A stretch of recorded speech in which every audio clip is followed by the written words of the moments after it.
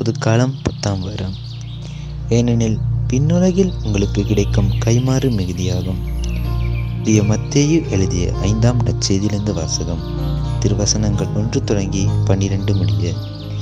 இயேசு மக்கள் கூட்டத்தைக் கண்டு மலை மீது ஏறி அமர, அவருடைய சீடர் அவர் அருகே வந்தனர்.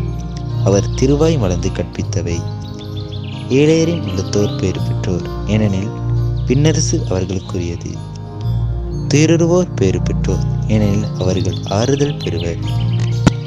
கனிவுடையோர் பேறு பெற்றோர், ஏனெனில் அவர்கள் நாட்டை உரிமை சொத்தாக்கிக் கொள்வர்.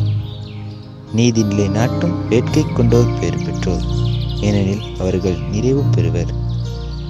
இரக்கமுடையோர் பேறு பெற்றோர், ஏனெனில் அவர்கள் இரக்கம் பெறுவர். தூய்மையான உள்ளத்தோர் பேறு பெற்றோர், ஏனெனில் அவர்கள் கடவுளை காண்பர். அமைதி ஏற்படுத்துவோர் பேறு பெற்றோர், ஏனெனில் அவர்கள் கடவுளின் மக்கள் என அழைக்கப்படுவர். நீதியின் பொருட்டு துன்புறுத்தப்படுவோர் பேறு பெற்றோர், ஏனெனில் விண்ணரசு அவர்களுக்குரியது. என் பொருட்டு மக்கள் உங்களை இகழ்ந்து துன்புறுத்தி உங்களை பற்றி இல்லாதவை பொல்லாதவை எல்லாம் சொல்லும்போது நீங்கள் பேறு பெற்றவர்களே.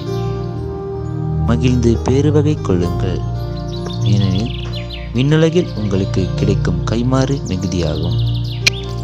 இவ்வாறே உங்களுக்கு முன்னிருந்த இறைவாக்கினர்களையும் அவர்கள் துன்புறுத்தினார்கள். இது ஆண்டவரின் அருள்வாக்கு. கிறிஸ்துவே உமக்கு புகழ்.